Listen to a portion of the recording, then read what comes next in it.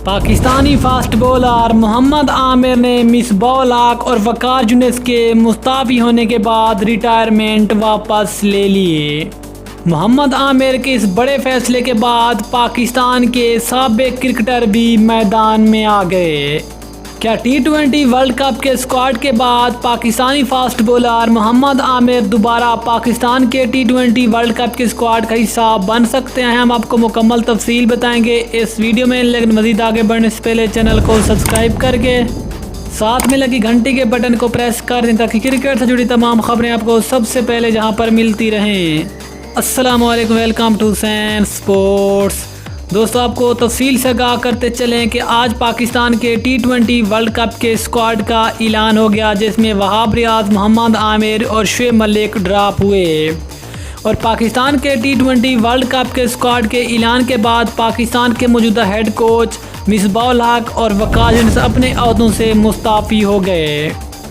और इनके फैसले के बाद पाकिस्तानी फास्ट बॉलर मोहम्मद आमिर ने भी अपनी रिटायरमेंट वापस ले ली। मोहम्मद आमिर का कहना था कि इन दो के जाने के बाद मैं दोबारा पाकिस्तानी क्रिकेट टीम के लिए दस्तयाब हूं और मैं अपनी रिटायरमेंट वापस लेता हूं। लेकिन दूसरी जानब पाकिस्तान के T20 वर्ल्ड कप के स्क्वाड का ऐलान तो हो गया है, लेकिन अभी भी पाकिस्तान के पास 10 अक्टूबर तक मौका है कि पाकिस्तानी क्रिकेट टीम अपने इस T20 वर्ल्ड कप के स्क्वाड में तब्दीली कर सकता है। दूसरी जानब पाकिस्तान के साबिक क्रिकेटर जिनमें शुएब अख्तर और इंजमाम-उल हक आज ये स्क्वाड के ऐलान के बाद कह चुके हैं कि अगर पाकिस्तान के स्क्वाड में मोहम्मद आमिर और वहाब रियाज होते तो पाकिस्तान का बॉलिंग अटैक बहुत ज़्यादा मजबूत होता, जिसके बाद दूसरी टीमों पर इनके वजह से बहुत ज़्यादा प्रेशर पड़ता।